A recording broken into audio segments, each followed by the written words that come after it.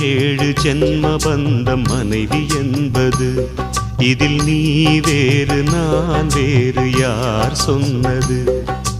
கல்யாணமே ஒரு தெய்வீகமே, சம்சாரமே அதன் சந்தோஷமே, ஒரு வானும் நிலவும் பிரிந்து வாழுமா?